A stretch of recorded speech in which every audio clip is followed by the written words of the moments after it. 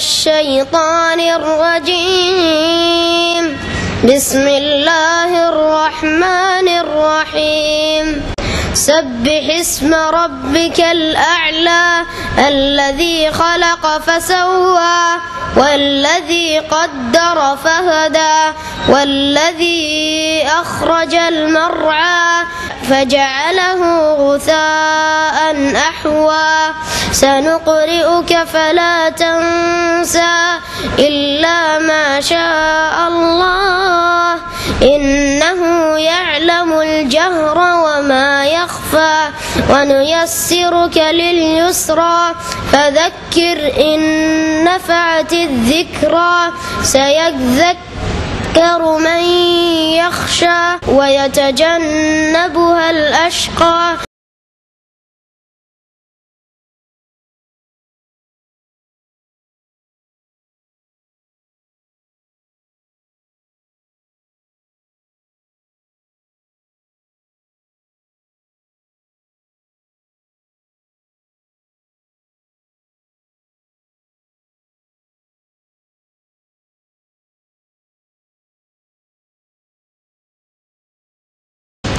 السلام عليكم ورحمة الله وبركاته إن الحمد لله نحمده ونستعينه ونستغفره ونعوذ بالله من شرور أنفسنا ومن سيئات أعمالنا من يهده الله فلا مضل له ومن يضلله فلا هادي له وأشهد أن لا إله إلا الله وحده لا شريك له وأشهد أن محمدا عبده ورسوله يا أيها الذين آمنوا اتقوا الله حق تقاته ولا تموتن إلا وأنتم مسلمون يا أيها الناس اتقوا ربكم الذي خلقكم من نفس واحدة وخلق منها زوجها وبث منهما رجالا كثيرا ونساء واتقوا الله الذي تساءلون به والأرحام إن الله كان عليكم رقيبا يا أيها الذين آمنوا اتقوا الله وقولوا قولا سديدا يصلح لكم أعمالكم ويغفر لكم ذنوبكم ومن يطع الله ورسوله فقد فاز فوزا عظيما أما بعد فإن خير الحديث كتاب الله وخير الهدي هدي محمد صلى الله عليه وسلم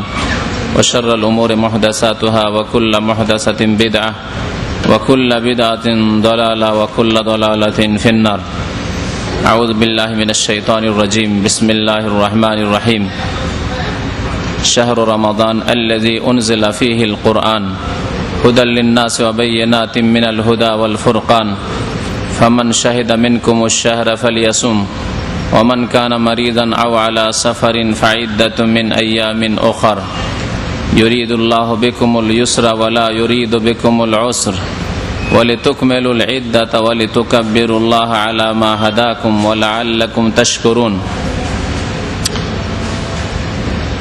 মহান আল্লাহর সমস্ত প্রশংসা যে আল্লাহ পাক আমাদের সামনে রমজানকে নিয়ে আসলেন এবং রমজানে আল্লাহ পাক আমাদেরকে ইবাদত বন্দেগীর সুযোগ দান করলেন, তৌফিক দান করলেন এবং সেই রমজান ধীরে ধীরে আল্লাহর হুকুমে আমাদের থেকে বিদায় নিতে চলল। দরুদ ও সালাম নাযিল হোক নবী মুহাম্মদ রাসূলুল্লাহ সাল্লাল্লাহু আলাইহি ওয়াসাল্লামের প্রতি, যিনি মাহে রমজানে আল্লাহ পাকের ইবাদতে কঠোর পরিশ্রম করেছেন। আল্লাহুম্মা সাল্লি আলাইহি আল্লাহুম্মা বারিক আলাইহি। মাত্র কয়েকদিন আগে যখন রমজান আসবো অবস্থা ছিল, শাবান মাসের শেষ দিকে যখন ছিলাম, তখন রমজানের প্রতীক্ষায় আমরা ছিলাম, রমজানের অপেক্ষায় ছিলাম যে এই রমজান আসবে। সৎ লোকেরা, ভালো কাজে আগ্রহী মানুষেরা, নেক আমলে যারা যত্নবান সেসব ভাইয়েরা কত ইন্তজারে ছিল এবং সে রমজানের ইস্তেকবাল অভ্যর্থনায় তারা ব্যস্ত ছিল। এই রমজান শুরু হলো, রমজান মাসে সিয়াম কিয়াম পালন করা শুরু করলো, আর খুব দ্রুত বেগে সেই রমজান আমাদের থেকে বিদায় নিতে চলল। আল্লাহ পাক রব্বুল আলামিন সত্যি বলেছেন আইয়ামাম মাদুদাত। আল্লাহ পাক যখন রোজা ফরজ করেছেন যে আয়াতগুলি দ্বারা, সে আয়াতে ইরশাদ করেছেন ইয়া আইয়ুহাল্লাযীনা আমানু কুতিবা আলাইকুমুস সিয়ামু কামা কুতিবা আলাল্লাযীনা মিন ক্বাবলিকুম লাআল্লাকুম তাত্তাকুন আইয়ামাম মাদুদাত।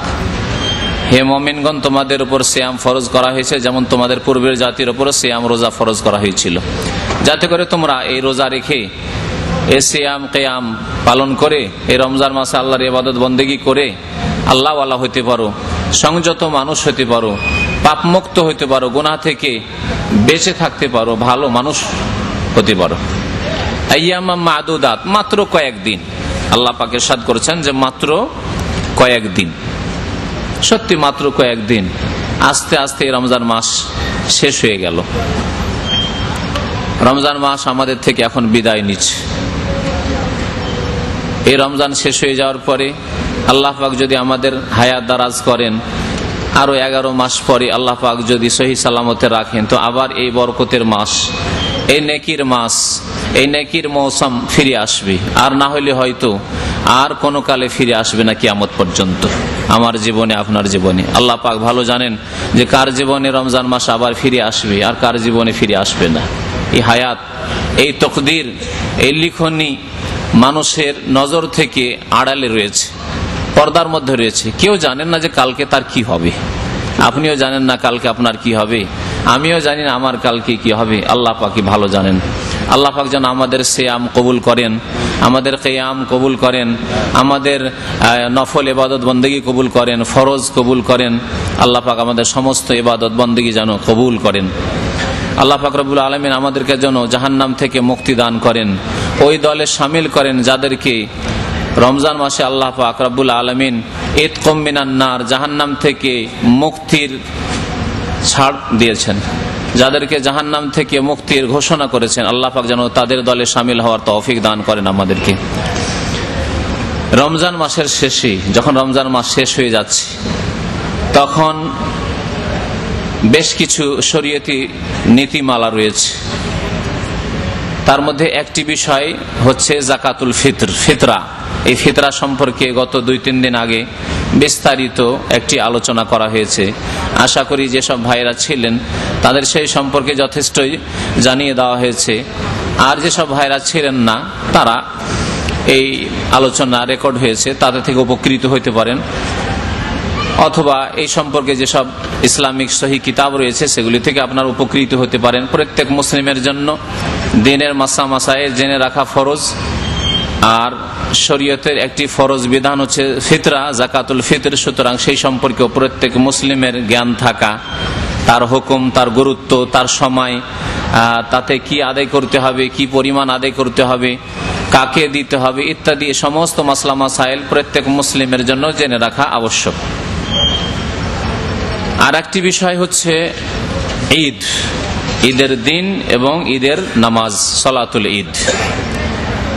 এই ঈদ সম্পর্কে এবং ঈদের দিনে বা চাঁদ ওঠার পরে যেসব সুন্নতি কাজ রয়েছে, শরীয়ত সম্মত কাজ রয়েছে, সে সম্পর্কে আজকে আলোচনা করব, যাতে করে আমরা সহি শুদ্ধভাবে আমাদের ঈদ আদায় করতে পারি, আমাদের খুশির দিবস, উৎসবের দিবস পালন করতে পারি, এবং এই খুশির দিবস পালন করে আমরা আল্লাহর সন্তুষ্টি হাসিল করতে পারি।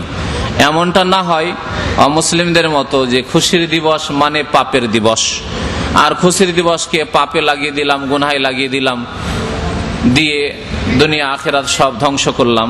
এমনটা যাতে কোনো মুসলিমের জীবনে না হয়। সুতরাং ঈদের দিন, খুশির দিন, এই দিন আমাদের কি করতে হবে, কি করণীয়, এ সম্পর্কেও আমাদের জেনে রাখা জরুরি। আল্লাহ পাক রব্বুল আলামিন যে রোজা এবং রমজান সম্পর্কে আয়াতগুলি সূরা বাকারায় নাযিল করেছেন, তাতে ঈদের দিনে একটি যে কাজ রয়েছে সেই কাজের কথা আল্লাহ উল্লেখ করেছেন, একটি ইবাদত রয়েছে, নেকির কাজ রয়েছে, তার কথা আল্লাহ পাক উল্লেখ করেছেন। মহান আল্লাহ ইরশাদ করেছেন ওই আয়াতটিতে, শাহরু রমাদান আল্লাযী উনজিলা ফীহিল কুরআন, রমজান এমন এক মাস যেই মাসে কোরআনুল কারীম নাযিল করা হয়েছে। এই আয়াতের তাফসীর রমজানের শুরুর দিকে, রমজানের ফজিলত বলতে গিয়ে করা হয়েছে। কোরআন নাযিল করা হয়েছে এই মাসে। আল্লাহ পাকের খাস রহমত হয়েছে মানুষকে শিরক থেকে, কুফরি থেকে, বেদিনী থেকে, নাস্তিকতা থেকে, কত রকমের পাপ থেকে আল্লাহ পাক মুক্তি দান করেছেন কোরআনুল কারীম নাযিল করে। আল কোরআন যদি নাযিল না হইতো তো মানুষ শিরক, কুফরি, পাপাচারের অন্ধকারে ডুবে থাকত। হুদাল লিন্নাস ওয়া বাইয়িনাতিম মিনাল হুদা ওয়াল ফুরকান, যাতে সারা বিশ্ব জাহানের জন্য দিক নির্দেশনা রয়েছে, হিদায়াত রয়েছে, সুস্পষ্ট প্রমাণ রয়েছে। ওয়া বাইয়িনাতিম মিনাল হুদা, সুস্পষ্ট হিদায়াত রয়েছে। ওয়াল ফুরকান, নাই অন্যায়ের মাঝে, ভালো মন্দের মাঝে তাতে পার্থক্য করে দেওয়া হয়েছে। ফামান শাহিদা মিনকুমুশ শাহরা ফালিয়াসুম, সুতরাং তোমাদের মধ্যে কেউ যদি রমজান মাস পেয়ে যায় তো অবশ্যই রোজা রাখবে। আল্লাহ পাকের আদেশ, রমজান মাস যদি পায় জীবনে অবশ্যই রোজা রাখবে। সুতরাং সুসংবাদ ওই সব ভাই বোনদের জন্য যারা রমজান মাস পেল এবং রমজান মাসে রোজা রাখলো, রমজান মাসে তারাবি পড়লো, রমজান মাসে নেক আমল করলো, পাপ থেকে, গুনাহ থেকে, অন্যায় কাজ থেকে, আল্লাহর অসন্তুষ্টির নারাজির কাজ থেকে বেঁচে থাকলো, তাদের জন্য সুসংবাদ রয়েছে দুনিয়াতে এবং আখিরাতে। ওয়া আবশিরু বিল জান্নাতিল্লাতী কুনতুম তুআদুন, আল্লাহ পাক বলছেন তোমাদের জন্য সুসংবাদ রয়েছে, সুসংবাদ নিয়ে নাও তোমরা সেই জান্নাতের, যেই জান্নাতে তোমাদের সাথে আল্লাহ পাক প্রতিশ্রুতি করেছেন, ওয়াদা করেছেন। আল্লাহ পাকের ওয়াদা রয়েছে ঈমানদার এবং সৎকর্মশীলদের জন্য, নেক লোকদের জন্য জান্নাতের। আল্লাহ পাক এই ওয়াদা পূরণ করবেন। আল্লাহ পাক রব্বুল আলামিন আমাদেরকে যেন জান্নাতুল ফিরদাউস দান করেন। যেভাবে আল্লাহ পাক আমাদেরকে সহি সালামতে এখানে রোজা রাখার তৌফিক দিনে, রোজার ইফতারিতে বসার তৌফিক দিয়েছেন, আল্লাহ পাক এখানে দিনের কথা শোনার জন্য একসাথে বসার তৌফিক দিয়েছেন। আল্লাহ পাক এইভাবে জান্নাতের জন্য আমাদেরকে তার নিয়ামতের স্থানে বসার সুযোগ দান করেন। আমিন ইয়া রাব্বাল আলামিন। আল্লাহ পাক ইরশাদ করছেন যে যার রমজান চলে আসলো জীবনে, ফামান শাহিদা মিনকুমুশ শাহর, রমজান পেয়ে গেল সুস্থ অবস্থায়, কোন রকমের শরীয়তি, কোন রকমের ওজর আপত্তি নেই, ফালিয়াসুমহু, সে অবশ্যই রোজা রাখবে। ওমান কানা মারিজান, কেউ যদি অসুস্থ থাকে, দিন কত সহজ, দিন ইসলাম অত্যন্ত সহজ। নবী করিম সাল্লাল্লাহু আলাইহি ওয়াসাল্লামের সহিহ বুখারী হাদিস রয়েছে, আদ-দীনু ইউসরুন, দিন হচ্ছে সহজ। যেখানে কঠিন হতে যাচ্ছে আল্লাহ পাক হালকা করে দিয়েছে, আল্লাহ পাক সহজ করে দিয়েছে।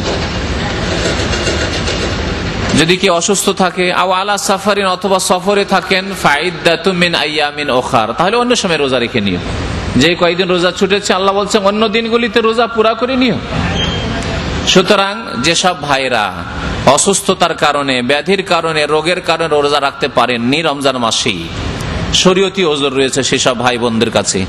যেসব ভাইরা সফরের কারণে, সফরে গেছেন, যে কোনো সফর হোক না কেন, ইবাদতের সফর হোক, মক্কা মদিনার সফর হোক, আর ব্যবসা বাণিজ্যের সফর হোক, আর আত্মীয় স্বজনদের সাথে দেখা সাক্ষাতের সফর হোক, দেশে যাওয়া, দেশ থেকে আসা সফর হোক, যে কোনো সফর হোক না কেন, যদি জায়েজ সফর হয়, সফরে গিয়েছেন, রোজা রাখতে পারেননি, যাতে করে অসুস্থতার কারণে রোজা রাখতে পারেনি কোনো আফসোস আক্ষেপ না থাকে। মুসাফির হয়েছেন, সফর করেছেন, সেই জন্য 2-1 দিন রোজা রাখতে পারেননি, বা যে কদিনই হোক রোজা রাখতে পারেননি, তার জন্য যেন কোনো আফসোস আক্ষেপ না থাকে, কারণ আল্লাহ পাক ছাড় দিয়েছেন, এখানে আফসোসের কিছু নেই। কারণ নবী করিম সাল্লাল্লাহু আলাইহি সাল্লাম বলেছেন দিন এত সহজ, এবং আল্লাহ পাক রব্বুল আলামিন যেমন তার যেগুলি আদেশ সেগুলি পালন করা পছন্দ করেন, আমার আদেশ পালন করুক, তেমনি আল্লাহ পাক যেখানে ছাড় দিয়েছেন, হালকা করেছেন, ডিসকাউন্ট করেছেন, সেটা নেওয়া আল্লাহ পছন্দ করেন। আল্লাহ পাক রব্বুল আলামিন এত দয়াবান আর রহমুর রাহিমিন যে ইন্নাল্লাহা ইউহিব্বু মিন আবদিহি, নবী করিম সাল্লাল্লাহু আলাইহি ওয়াসাল্লাম বলছেন আল্লাহ পাক তার বান্দার পক্ষ থেকে ভালোবাসেন, পছন্দ করেন যে আনতুতা রুখাসুহু, যে আল্লাহ যেখানে ছুটি দিয়েছেন, আল্লাহ যেখানে ছাড় দিয়েছেন, আল্লাহ যেখানে ডিসকাউন্ট করেছেন, কনসিডার করেছেন, সেখানে সেটা তোমরা গ্রহণ করো, এটা আল্লাহ পছন্দ করেন। কামা ইউহিব্বু আন তুতা আযাইমহু, যেমন আল্লাহ পছন্দ করেন যেখানে আদেশ করেছেন, যেখানে হুকুম করেছেন সেগুলি পালন করেন। হুকুম হয়েছে, আদেশ হয়েছে, আপনি করতে পারবেন, পালন করেন, এটা যেমন আল্লাহ ভালোবাসেন, ওই ব্যক্তিদেরকে আল্লাহ ভালোবাসেন যারা আল্লাহর আদেশ পালন করে, নিষেধ পালন করে। তেমনি আল্লাহ পাক রব্বুল আলামিন যেখানে ছাড় দিয়েছেন, ছুটি দিয়েছেন, সেটা গ্রহণ করাও আল্লাহ ভালোবাসেন। সুতরাং যেসব ভাইরা বোনেরা অসুস্থ ছিলেন, রোজা রাখতে পারেননি, আপনি রমজান মাসে রোজা রাখেননি, আল্লাহ পাক এটাও ভালোবাসেন, অন্য সময় রাখবেন আপনি, এবং আপনাকে ওই রকমই নেকি দিবেন যেমন রমজান মাসে রোজা রাখলে নেকি পেতেন, কারণ আপনি ওজরের কারণে আল্লাহ পাক আপনাকে ছাড় দিয়েছেন। ওই রকমই যেসব ভাইরা বোনেরা সফরে ছিলেন, সফরের কারণে রোজা রাখতে পারেননি, সফরের কারণে রোজা রাখতে পারেননি, আল্লাহ যেখানে ছাড় দিয়েছেন। এমন নয় যে আমি কাজ করছি একটু ভারী কাজ, আপনার কাছে ভারী কাজ, আরেকজনের কাছে ওই কাজটি হালকা কাজ, ভারী কাজ করছি সেই জন্য রোজা রাখতে পারছেন না, এখানে কোনো ছাড় আল্লাহ পাক দেননি। সুতরাং এই আদেশের ওপর আমল করতে হবে। আল্লাহ এটি ভালোবাসেন। আল্লাহ অসন্তুষ্ট হবেন যে আমার কাজ রয়েছে, আমাকে রোদরে যেতে হয়, আমাকে ছোটাছুটি করতে হয়, আমাকে দৌড়াদৌড়ি করতে হয়, সুতরাং আমি পারিনি, এই কথা আল্লাহ মানবেন না। আল্লাহ অসন্তুষ্ট হবেন, আর আল্লাহ নারাজ হয়ে গেলে জাহান্নামে বাসস্থান হবে। সুতরাং সফরে গিয়ে যে রোজাগুলি রাখতে পারেননি, আপনি অন্য সময় রোজা রেখে নেবেন, আল্লাহ এটি ভালোবাসেন। আপনি কসরের নামাজ, জোহরের নামাজ 2 রাকাত পড়বেন সফরে গিয়ে, আসরের নামাজ 2 রাকাত পড়বেন আপনি সফরে গিয়ে, এশার নামাজ 2 রাকাত পড়বেন আপনি সফরে গিয়ে, আল্লাহ এটি ভালোবাসেন, এটি ভালোবাসেন। আল্লাহ পাক বলছেন যে ইউরিদুল্লাহ বিকুমুল ইউসরা ওয়ালা ইউরিদু বিকুমুল উসরা, আল্লাহ পাক তোমাদের জন্য সহজ করতে চান, তোমাদের জন্য কঠিন চান না, কঠিন করেননি। সুতরাং রোজা রাখা কোন মানুষের জন্য কঠিন নয়। একটি কথা বলছি যেটা আমি নিজে অনুভব করি, রোজা ছাড়া অন্য দিনে সকালবেলা সকাল 7টা 8টা হতে হতে কতবার পানি খাওয়া হয়, ঠিক না? সকাল 7টা 8টা হয়নি, এর মধ্যে কতবার পানি পান করা হয় আপনার আমার, বাস্তব নিজের জীবনের কথা বলছি। তারপরে কত যে পিপাসা লাগে, বারবার পিপাসা লাগে, একটু পরে পরে পিপাসা লাগে, খিদা লাগে। কিন্তু রমজান মাসে ফজরের পরে পরে মনে হচ্ছে, কারণ অভ্যাস আগে থেকে হয়েছে প্রথম দিকে, যেহেতু একটু পানি খেলে ভালো হইতো, কিন্তু তারপরে সারাদিন চলে যাচ্ছেন না, আলহামদুলিল্লাহ নরমাল সাধারণ অবস্থায় মনে হচ্ছে চলে যাচ্ছে, সারাদিন চলে যাচ্ছে, পিপাসা লাগে না। এখন যে সারাদিন খাইনি, আমার কোনো খিদা নেই, মনে হচ্ছে কোনো খিদা নেই। আল্লাহ পাক তোমাদের জন্য সহজ করতে চান, কঠিন করেন না। তাহলে আল্লাহ যে রোজা ফরজ করেছেন, সে বড় দিনের রোজা হোক, বৈশাখ মাসেরই রোজা হোক, জ্যৈষ্ঠ মাসের রোজা হোক, আর সে পৌষ মাঘ মাসের ছোট দিনের রোজা হোক, সবগুলি সহজ, কোনো মুশকিল নয়। তারপরে যেখানে আপনি আপনার কাজকে হালকা করতে পারবেন, আপনি নিজেকে যদি একটু আরাম দিতে চান, হালকা করে দেন। আমি এত বেশি ডিউটি করব না, আমি ওভার টাইমে নেব না, আমি পার্ট টাইমে যাব না, বা আমি যদি কাজ না করি তবুও চলবে, কিছুক্ষণ করলাম না, আমার নিজের কাজ রয়েছে। তো আল্লাহ পাক সহজ করেছেন, রোজা অবশ্যই সহজ, যে কোনো দিনে হোক না কেন, গরমের দিনে হোক শীতের দিনে হোক, রোজা পালন করা অবশ্যই সহজ, তাই আল্লাহ পাক ফরজ করেছেন। লা ইউকাল্লিফুল্লাহু নাফসান ইল্লা উসআহা, সূরা বাকারার শেষ আয়াতে আল্লাহ পাক ইরশাদ করেছেন যে কোন ব্যক্তিকে এমন কোন দায়িত্ব আল্লাহ কখনোই দেন না যেটা তার সাধ্যের বাইরে, করতে পারবে না, আল্লাহ দায়িত্ব দিয়েছেন, অসম্ভব কথা, এরকম কোন দায়িত্ব আল্লাহ পাক দেননি। লাহা মা কাসাবাত ওয়া আলাইহা মাকতাসাবাত, সুতরাং যা ভালো কাজ করবেন তার অবশ্যই ভালো ফল পাবেন, ওয়া আলাইহা মাকতাসাবাত, আর খারাপ কাজ করবেন, পাপ করবেন, গুনাহ করবেন, রোজা ছাড়বেন, তার অবশ্যই অনিষ্ট আপনাকে পেতে হবে, তার দুর্ভোগ আপনাকে পেতে হবে, তার জন্য অশান্তি ভোগ করতে হবে দুনিয়াতে আখিরাতে। ইউরিদুল্লাহু বিকুমুল ইউসরা ওয়া লা ইউরিদু বিকুমুল উসর। তারপরে আসল বিষয়ের দিকে আসছি, ঈদের দিনের আমল বা ঈদের চাঁদ উঠে গেলে আমল। আল্লাহ বলছেন ওয়ালি তুকাব্বিরুল্লাহ আলা মা হাদাকুম, এবং আল্লাহ পাক যে তোমাদেরকে হিদায়াত করেছেন, তোমাদেরকে রোজা রাখার তৌফিক দিয়েছেন, ঈমান দিয়েছেন, মন মানসিকতা দিয়েছেন, আন্তরিকতা দিয়েছেন। আর একজন কাফের রোজা রাখে না, একজন অমুসলিম রোজা রাখে না, একজন ফাসেক লম্পট রোজা রাখে না, পাপিষ্ট গুনাহগার রোজা রাখে না, বেদিন যার পরকাল সম্পর্কে চিন্তা নেই সে রোজা রাখে না। ওয়ালি তুকাব্বিরুল্লাহ আলা মা হাদাকুম, আল্লাহ তোমাকে হিদায়াত করেছে। হতে পারে তোমার আপন ভাই রোজা রাখে না, নামাজ পড়ে না, তোমার আত্মীয় স্বজন বংশে অনেকে আছে যে রোজা রাখে না, তোমার ঘরে অনেকে আছে, তোমার রুমমেট আছে, তোমার কাজের কলিকা সাথী সঙ্গীরা আছে, অনেকেই রোজা রাখে না, তোমার কোম্পানিতে অনেকে আছে রোজা রাখে না। আল্লাহ তোমাকে হিদায়াত করেছেন, সেই জন্য তোমার করণীয় হচ্ছে আল্লাহর তাকবীর পাঠ করা, আল্লাহর শুকরিয়া আদায় করো তাকবীরের মাধ্যমে। ওয়ালা তুকাব্বিরুল্লাহ আলা মা হাদাকুম। অনেকে আছে রোজা রাখতে পারেনি, ওজর ছিল, অসুবিধা ছিল, রোজা রাখতে পারেনি, শরীয়তি সফরে থাকতে হয়েছে, বাধ্য হইতে হয়েছে, অথবা অসুস্থ থাকতে হয়েছে, অসুস্থ থেকেছে, উপায় নেই, রোজা রাখতে পারেনি। অনেকে মারা গেছে গত 11 মাসে, আল্লাহ পাক আপনাকে আমাকে রোজা রাখার তৌফিক দিয়েছেন, কি শুকরিয়া আদায় করবেন আপনি। আল্লাহ বলছেন ওয়ালি তুকাব্বিরুল্লাহ, আল্লাহর তাকবীর পাঠ করো, বলো আল্লাহু আকবার, আল্লাহু আকবার। তাই এই আয়াতের উপর আমল করে নবী করিম সাল্লাল্লাহু আলাইহি ওয়াসাল্লাম যখন ঈদের চাঁদ উঠে গেছে তখন থেকে শুরু করে ঈদের নামাজ খুতবা শেষ হওয়া পর্যন্ত তাকবীর পাঠ করেছেন বেশি বেশি। এটি হচ্ছে নবী করিম সাল্লাল্লাহু আলাইহি ওয়াসাল্লামের সুন্নাত, এটি হচ্ছে কোরআনে কারীমের এই আয়াতের হিদায়াত, দিক নির্দেশনা, এটি হচ্ছে সাহাবায়ে কেরামের আমল। সাহাবায়ে কেরামদের মধ্যে বিশেষ করে আবু হুরায়রা রাদিয়াল্লাহু তাআলা আনহু আর আব্দুল্লাহ বিন ওমর রাদিয়াল্লাহু তাআলা আনহুমা, এই সাহাবায়ে কেরামগণ ঈদের দিনে, ঈদুল ফিতর হোক আর ঈদুল আযহা হোক, বাজারে চলে যেতেন। ঈদের চাঁদ উঠলেই বাজারে চলে যেতেন, অথচ বাজারে তাদের কোনো প্রয়োজন নেই, কোনো কেনাকাটার প্রয়োজন নেই, দুনিয়ার উদ্দেশ্যে যেতেন না। কি জন্য যেতেন? যেখানে মানুষের ভিড়ভাড় আছে, মানুষের সমাগম আছে, লোকজন যেখানে বেশি ব্যস্ত থাকে। বাজার মানে ব্যস্ততা, বাজারে কেউ কেনায় ব্যস্ত, কেউ বেচাই ব্যস্ত, আল্লাহর জিকির থেকে অধিকাংশ লোকই গাফেল। দুনিয়া নিয়ে এমন মেতে উঠেছে, বাজারে গিয়ে যদি একটু দৃশ্য দেখেন তাহলে বুঝতে পারবেন। আপনি মসজিদে আছেন, আপনি আপনার নিজের বাড়িতে আছেন, আপনি নিজের অফিসে আছেন, আপনি ইবাদত বন্দেগী জিকির আজকার করছেন, কিন্তু দেখেন যারা বাজারে মার্কেটে আছে হইচই নিয়ে ব্যস্ত আছে, মাছের মার্কেট আর গরুর মার্কেট আর গোশতের মার্কেট, তো বুঝতেই পারছেন যে আমাদের দেশে কেমন চেঁচামেচি, চিৎকার, আর আল্লাহর নাম পর্যন্ত নেই। এই দৃশ্য আমরা বাজারে গেলে দেখতে পাই। যেখানে মানুষ গাফেল থাকে তাদেরকে সতর্ক করার জন্য, তাদেরকে সজাগ করার জন্য, তাদেরকে জাগিয়ে তোলার জন্য, স্মরণ করিয়ে দেওয়ার জন্য, উপদেশ দেওয়ার জন্য তারা বাজারে যেতেন আর উচ্চ স্বরে তাকবীর পাঠ করতেন। তাকবীরের বাক্যগুলি এইরকম ভাবে নবী করিম সাল্লাল্লাহু আলাইহি ওয়াসাল্লামের হাদিসে এসেছে, যা প্রসিদ্ধ। আল্লাহু আকবার, আল্লাহু আকবার, লা ইলাহা ইল্লাল্লাহু আল্লাহু আকবার, আল্লাহু আকবার, ওয়ালিল্লাহিল হামদ। দুইবার করে প্রথমে, তারপরে দুইবার করে। ওলামারা বলেছেন যদি তিনবার করে পড়ে কোনো অসুবিধা নেই। কেউ যদি বলে আল্লাহু আকবার, আল্লাহু আকবার, আল্লাহু আকবার, তিনবার পড়ে বেজোড় করে, তাতেও কোনো অসুবিধা নেই। এইভাবে তাকবীর পাঠ করেছেন নবী করিম সাল্লাল্লাহু আলাইহি ওয়াসাল্লাম, সাহাবায়ে কেরামরা।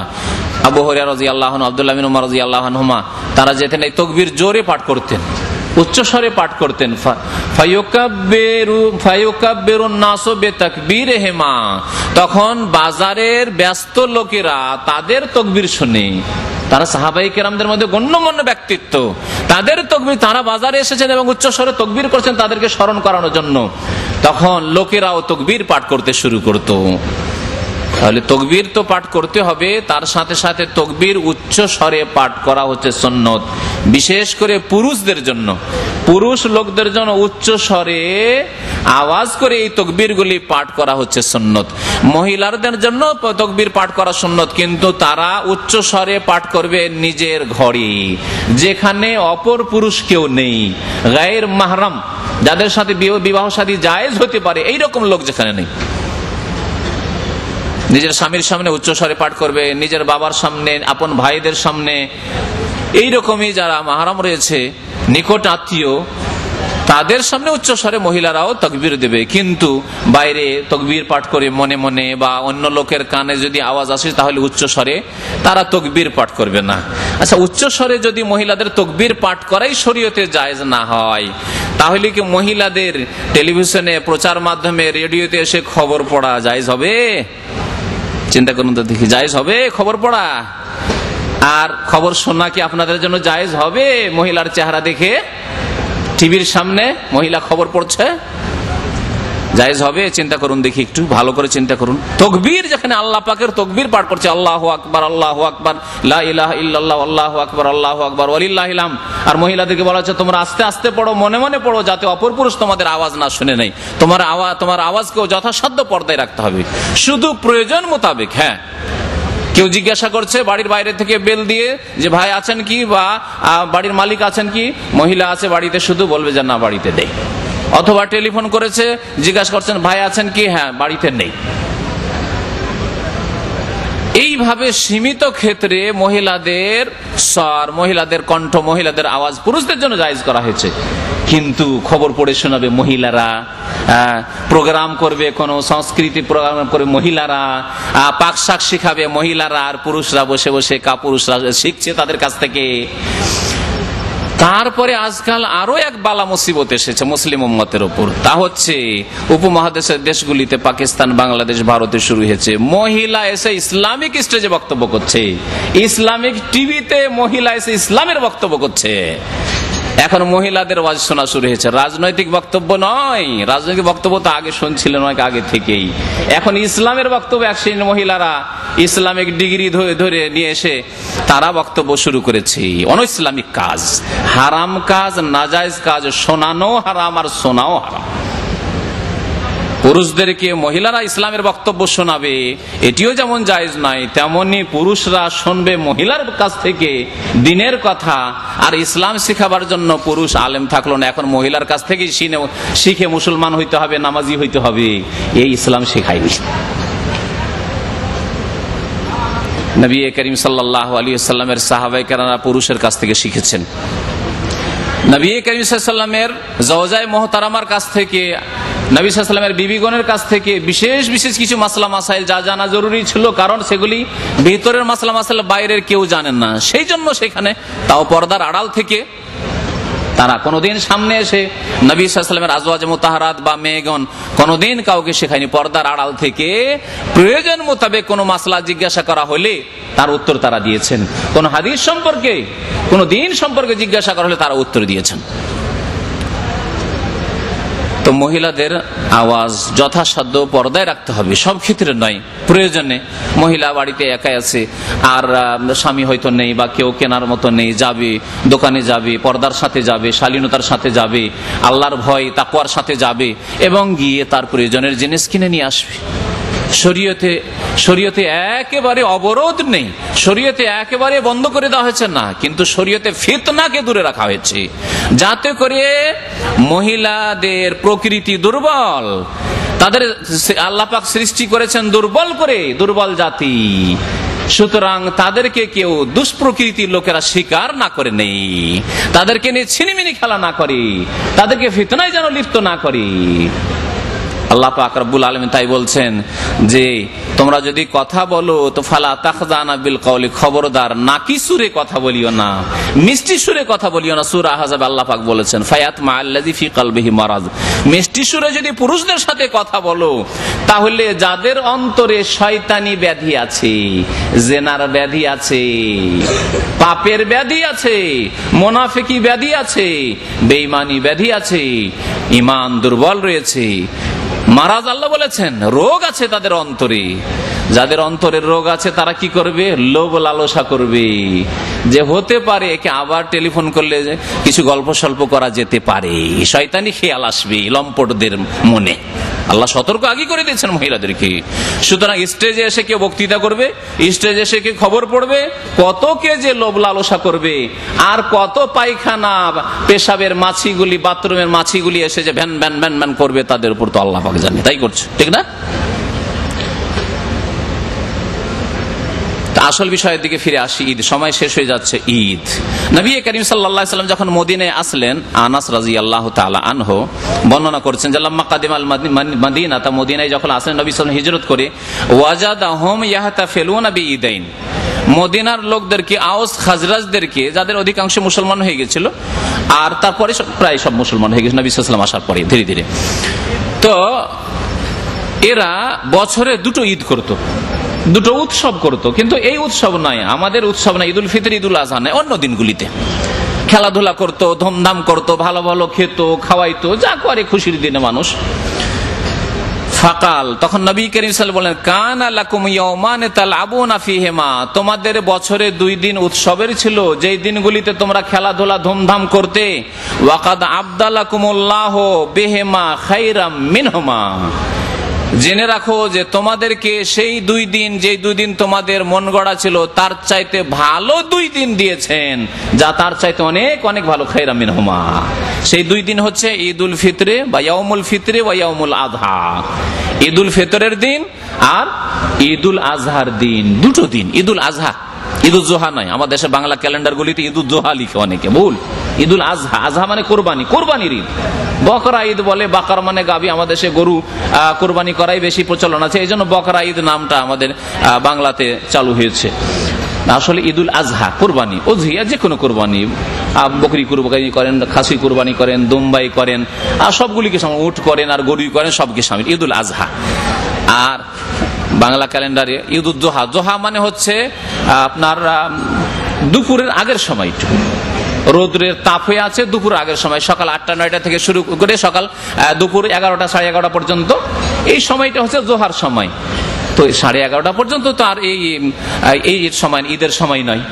ঈদ তো ঈদুল আজহা একেবারে সকালে সকালে সূর্য ওঠার পরে পরে নবী সাল্লাল্লাহু আলাইহি ওয়াসাল্লাম পড়ে দিন, তাহলে ঈদুল জোহা এর নাম রাখা ঠিক নয়। আবু দাউদ নাসাইর হাদিস। তো আল্লাহ পাক দুটি ঈদ দিয়েছেন। কয়টি ঈদ দিয়েছেন? দুইটি ঈদ। কয়েকদিন আমি আগে সতর্ক করেছি যে দুইটি ঈদ রয়েছে ইসলামে, তৃতীয় কোনো ঈদ নেই। তাহলে ঈদে মিলাদুন নবী আছে ইসলামে? ঈদ আইনে বললেন নবী সাল্লাল্লাহু আলাইহি ওয়াসাল্লাম দুটি ঈদ দিয়েছেন, আর নামও বলে দিলেন ঈদগুলির। ইয়াউমুল ফিতর, যেদিন রোজা শেষ হলো, পহেলা শাওয়াল, আর ঈদুল আজহা 10ই জিলহজ, এই দুটি ঈদ দিয়েছেন। তাহলে ঈদে মিলাদুন নবী নেই, ঈদে মিলাদুন নবী ইসলামে নেই। এই মিলাদুন নবী, নবী জন্মবার্ষিকী আর মিলাদ সম্পর্কে আমার কয়েকটা বক্তব্য আছে, সেই বক্তব্যগুলি আপনারা সংগ্রহ করতে পারবেন। তাতে বিস্তারিত আলোচনা আছে যে কখন থেকে এই বিদাত মুসলিম উম্মতে শুরু হলো। প্রথম শুরু হলো মিশর থেকে, মক্কা মদিনা থেকে আলহামদুলিল্লাহ শুরু হয়নি। যতগুলি বিদাত মক্কা মদিনার বাইরে হয়েছে, মিশর থেকে শুরু হলো, তারপর গেল ইরাকে, ইরাক থেকে আফগানিস্তান, ইরান, এসব দেশ হয়ে চলে গেল ভারত। আর ভারতের লোকেরা এমন সাদরে গ্রহণ করলো যে সবাই গ্রহণ করে ফেললো। আল্লাহু আকবার। এই বিদাতকে 400-500 বছর পর্যন্ত এই বিদাত, এই কুসংস্কার মুসলিম উম্মতে ছিল না। আর আরো বেশ কিছু ঈদ শুরু হয়েছে যেগুলোকে উৎসব বলা হচ্ছে। ভালোবাসা দিবস, যেগুলোর নাম দিবস পালন, হ্যাঁ, ভালোবাসা দিবস, প্রেম প্রীতি দিবস শুরু হয়েছে খ্রিস্টানদের দেখা দেখি। নবী করিম সাল্লাল্লাহু আলাইহি ওয়াসাল্লাম সতর্ক করে ভবিষ্যৎবাণী করেছেন যে তোমাদের এক শ্রেণীর লোকেরা আছে ইহুদি খ্রিস্টানদের পদে পদে অনুকরণ করবে। আজকে করেছে। স্কুল, কলেজ, ইউনিভার্সিটিতে ছাত্র ছাত্রীরা প্রেমে মেতে উঠে, প্রেম তো করছেই, কিন্তু সেই দিনে লম্পটি কাজে মেতে উঠে এই ভালোবাসা দিবসের নামে। বাবা মায়ের সাথে কেন ভালোবাসা সেই দিন প্রকাশ করে না? সবচেয়ে বেশি তাদেরকে ভালোবাসতে হবে আল্লাহ এবং রাসূলের পরে, তাদের সাথে কেন ভালোবাসা প্রকাশ করে না সেই দিন? জায়েজ ভালোবাসা, ফরজ ভালোবাসা, ওয়াজিব ভালোবাসা। স্ত্রীর সাথে কেন ভালোবাসা প্রকাশ করে না, যে ওয়াজিব ফরজ ভালোবাসা? ছেলে মেয়েদের সাথে ভালোবাসা কেন প্রকাশ করে না সেই দিনে? আর সেই দিনই কেন করবে? সব সময় ভালোবাসে। একজন মুমিন মুসলিম সব সময় যাকে আল্লাহ পাক ভালোবাসতে বলেছেন তাকে ভালোবাসবে, আল্লাহকে ভালোবাসবে, তার রাসূলকে ভালোবাসবে, মাতা পিতাকে ভালোবাসবে, ছেলে মেয়েদের ভালোবাসবে, স্ত্রীকে ভালোবাসবে, মুসলিম ভাই বোনদেরকে ভালোবাসবে, যেমন ভালোবাসা পবিত্র ভালোবাসা বাসবে। মানুষকে মানুষ হিসেবে যতটুকু ভালোবাসার আল্লাহ অনুমতি দিয়েছেন ততটুকু ভালোবাসবে, প্রতিবেশীকে ভালোবাসবে, আত্মীয় স্বজনদেরকে ভালোবাসবে। এই ভালোবাসা, পবিত্র ভালোবাসা বাসবে। আর নাপাক নোংরা ভালোবাসা, এই ভালোবাসা দিবস খ্রিস্টানরা তৈরি করলো তাদের দেশে। আর জি 14ই ফেব্রুয়ারি ভ্যালেন্টাইন দিবস, তাই না? এই ইংরেজরা, এই কাফেররা এই নাম দিল। আর মুসলিম বিশ্বের কলেজ, ইউনিভার্সিটিতে এই নাজায়েজ কাজে, হারাম কাজে, একে তো বিদাত আর একেতে লম্পটি লুচ্চামি, এই কাজে মেতে উঠলো মুসলিম সমাজের যুবক যুবতীরা। এইসব নেই। এইরকমই ম্যারেজ দিবস, বিবাহ দিবস, এটি একটি উৎসব যা জায়েজ নয়। ঈদ যেহেতু দুইটি, সুতরাং ম্যারেজ বিবাহ দিবস জায়েজ নয় কোন মুসলিমের জন্য পালন করা বিদআত। এইরকমই বার্থডে, জন্মদিবস, ছেলে মেয়েদের, নিজের ছেলে মেয়েদের জন্ম দিবস, এসব জায়েজ নয়। কোন দিবস ইসলামে নেই। উৎসব মাত্র দুইটি রয়েছে, ঈদুল ফিতর, যা ইনশাআল্লাহ তাআলা, আল্লাহ করে তো কালকে হয়তো আসছে, আর না হলে কালকের পরের দিনে। যদি আল্লাহ পাক 30 রোজা পুরা করে তাহলে তার পরের দিনে হবে। আর যদি 29 হয়ে শেষ হয়ে যায়, যেমন নবী করিম সাল্লাল্লাহু আলাইহি ওয়াসাল্লাম বলেছেন, এর আগে বলেছে 29 হয়, আরবি মাস ইসলামে 29 হয়, 29 যদি হয় তো আজকে শেষ, মাত্র কয়েক মিনিট পরে মোবারক রমজান শেষ। সুতরাং আল্লাহ পাকের কাছে দোয়া করুন, আল্লাহ পাক আমাদের গুনাহ খাতা যেন মাফ করে দেন। আল্লাহ পাক আমাদের সাগীরা কাবীরা, ছোট বড় সমস্ত গুনাহ মাফ করে দাও। আমাদের জাহেরা বাতেনা, প্রকাশ্য অপ্রকাশ্য গোপনীয় সমস্ত গুনাহ আল্লাহ তুমি মাফ করে দাও। আল্লাহ যা জেনে করেছি তাও মাফ করে দাও, যা ভুল করে করেছি, অনিচ্ছাকৃত করেছি, তাও তুমি আমাদের মাফ করে দাও।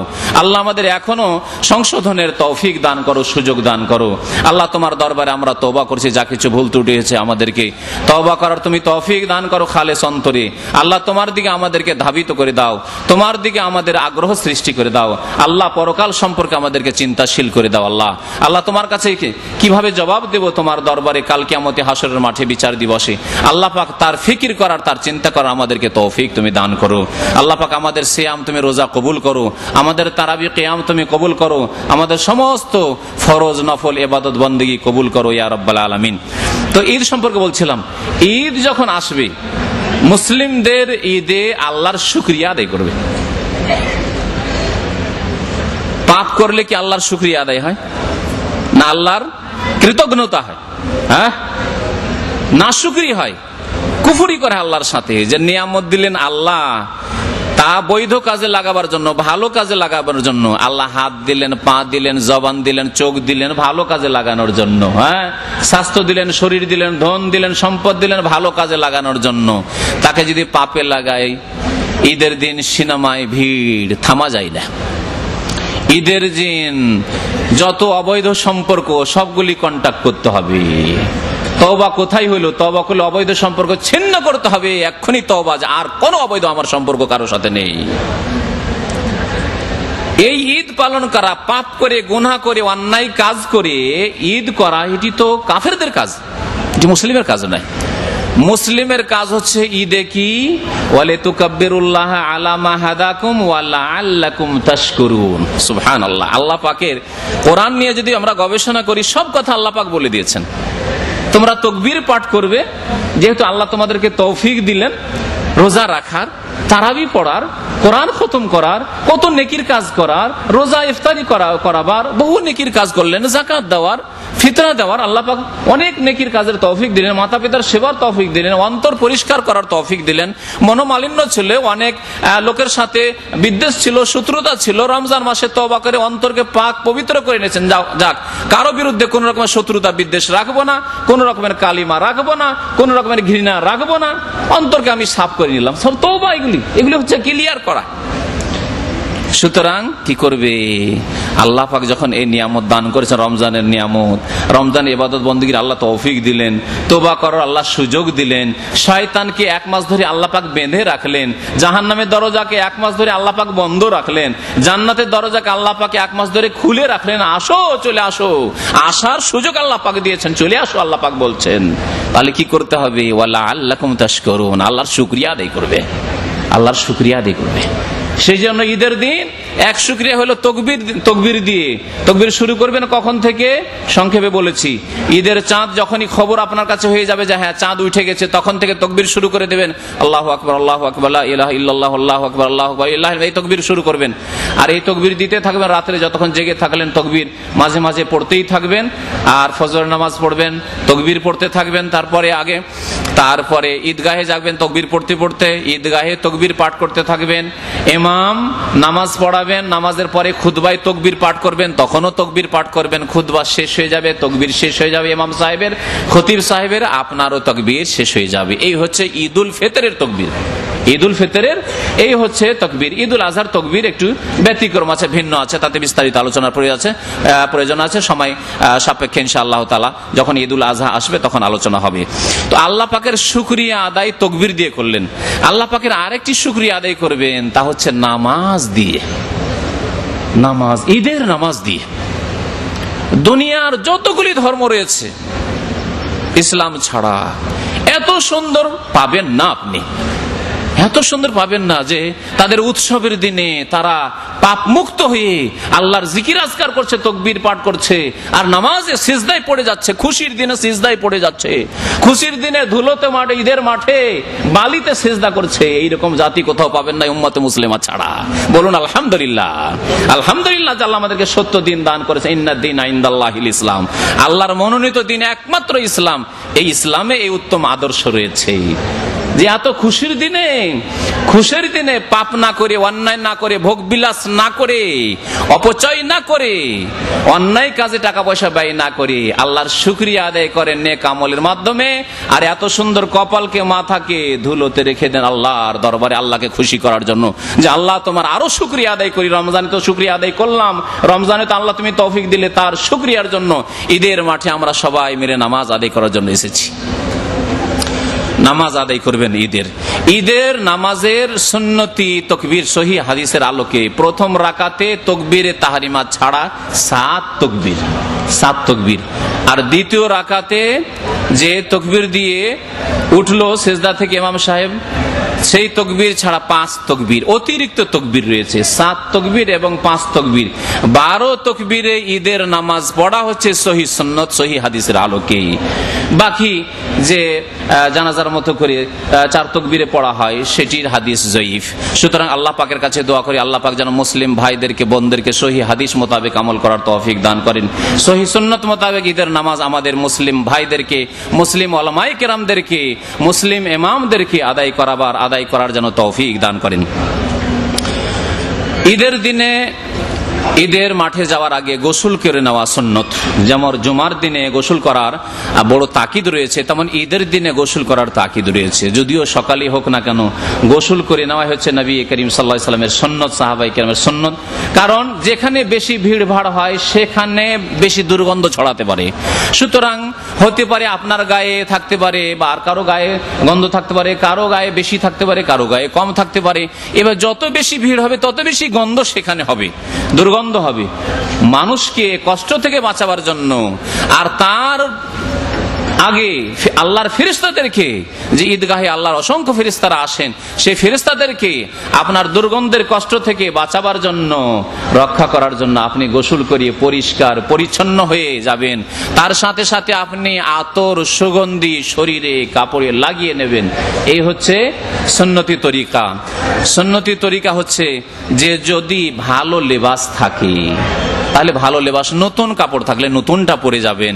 পুরোনো নতুন কাপড় আছে, যদি আপনি আপনার ম্যানেজারের কাছে মুদিরের সাথে দেখা করতে যেতেন আর তার উপরে যদি আপনার প্রথম বস কফিলের সাথে দেখা করতে যান, তাহলে সবচাইতে ভালো কাপড় না থাকলে কিনে নিয়ে আসবেন বাজার থেকে, যে কালকে আমার কফিলের সাথে পার্টি আছে, দেখা হবে, সুতরাং একটা নতুন কাপড় কিনতে হবে।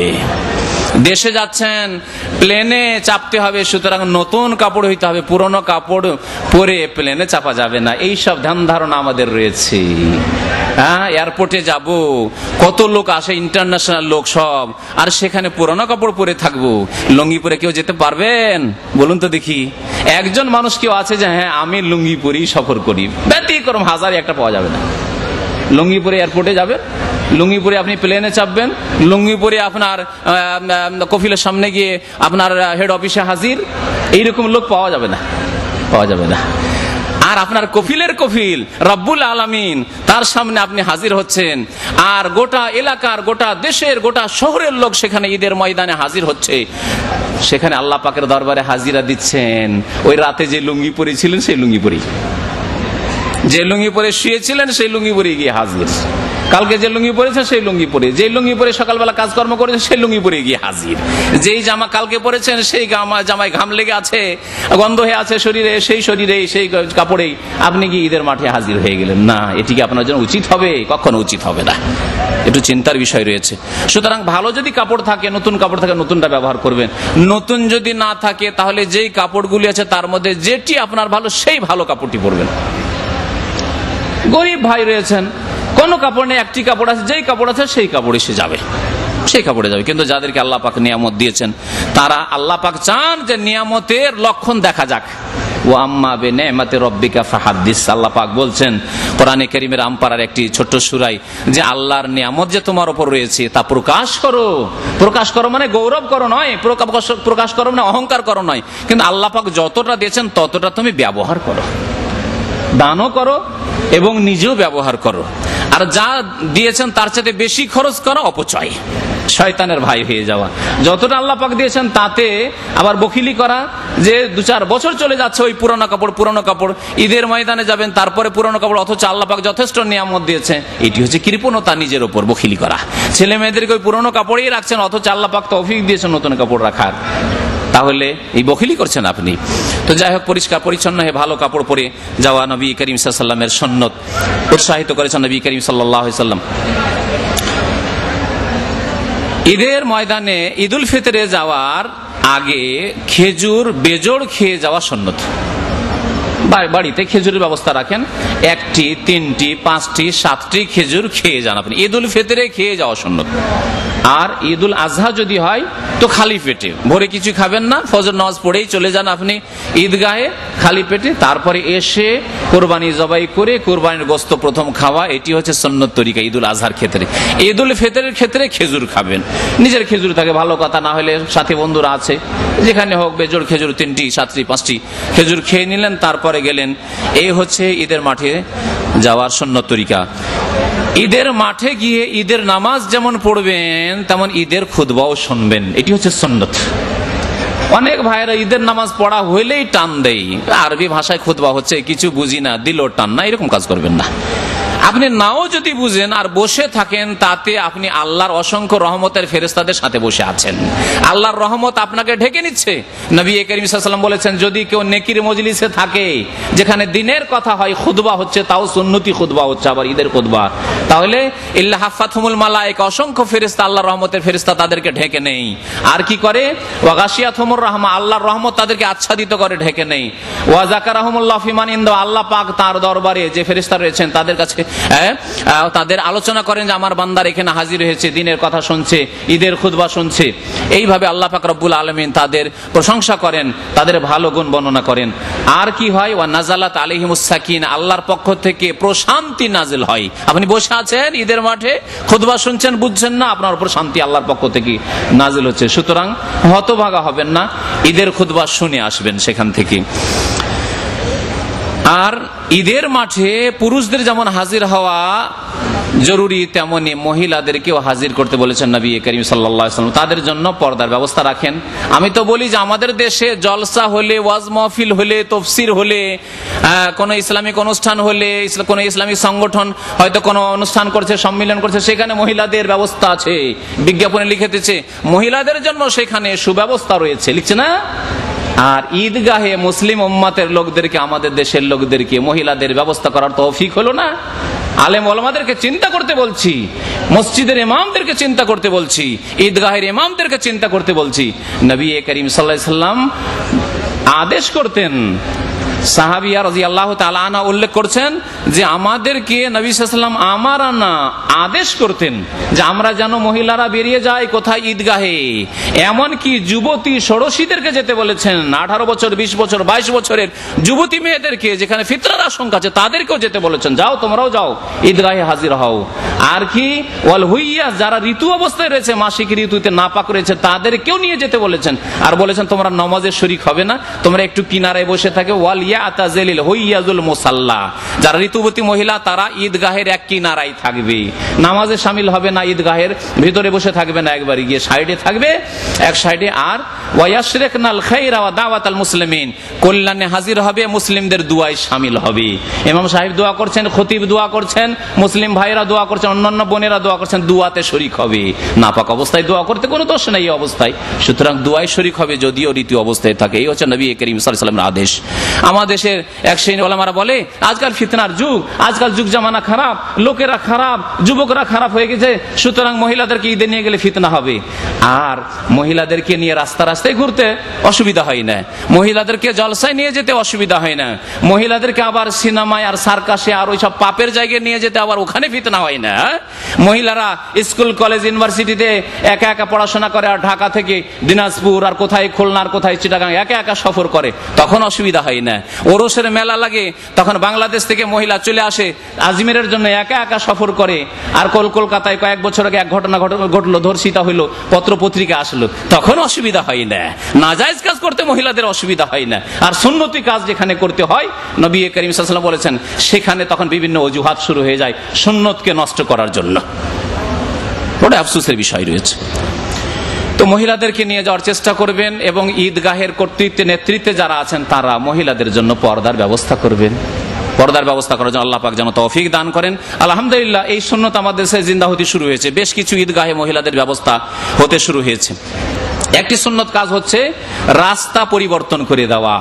ঈদগাহে যখন যাচ্ছেন, তখন ঈদগাহে যাওয়ার সময় যে রাস্তা থাকবে, ফেরার পথে অন্য রাস্তা দিয়ে আসবেন, এটি হচ্ছে সুন্নত, মুস্তাহাব। ভালো যদি রাস্তা থাকে, একটু সামান্য রাস্তা, পুরোপুরি রাস্তা যদি নাও বদলাতে পারেন, সামান্য কিছু রাস্তা বদলে দেন, এই রাস্তা দিয়ে গেলেন, ওই রাস্তা দিয়ে আসলেন, এইরকম করে নেন। একটু রাস্তা বদলে দেন, যাতে করে এই রাস্তার জমিনগুলি আল্লাহ পাকের দরবারে সাক্ষী থাকে কাল কিয়ামতে যে আল্লাহ তোমার এই বান্দারা আমার পিঠের ওপর দিয়ে হেঁটে এসে ঈদগাহে হাজির হয়েছে, ঈদের নামাজ পড়ে গেছে। হতে পারে তাই সেই সাক্ষীতে আমরা মুক্তি পেয়ে যাবো আল্লাহ পাক রব্বুল আলামিনের দরবারে। আল্লাহ পাক যেন আমাদের নেক আমল কবুল করেন, আল্লাহ পাক আমাদের গুনাহ খাতা যেন মাফ করে দেন, আল্লাহ পাক যেন আমাদেরকে দীর্ঘদিন এইরকম মোবারক রমজান পাওয়ার সুযোগ যেন দান করেন, আল্লাহ আমাদেরকে নেকির ওপর দীর্ঘদিন আল্লাহ পাক যেন দুনিয়াতে হায়াতে তাইয়্যিবা দান করেন, ভালো জীবন যেন দান করেন, সৎ জীবন যেন দান করেন। আল্লাহ পাক বহু রমজান আমাদেরকে ইবাদত বন্দেগীর যেন আরো সুযোগ দান করেন। আল্লাহ পাক আমাদের লাইলাতুল কদর যেন কবুল করেন, আমাদের গুনাহ খাতা যেন মাফ করে দেন। রব্বানা আতিনা ফিদ দুনিয়া হাসানা ওয়া ফিল আখিরাতি হাসানা ওয়া কিনা আযাবান নার। রব্বানা যালামনা আনফুসানা ওয়া ইল্লাম তাগফির লানা ওয়া তারহামনা লানাকুনান্না মিনাল খাসিরিন। ওয়া সাল্লাল্লাহু আলা নাবিয়িনা মুহাম্মদ ওয়া আলা আলিহি ওয়া সাহবিহি আজমাইন।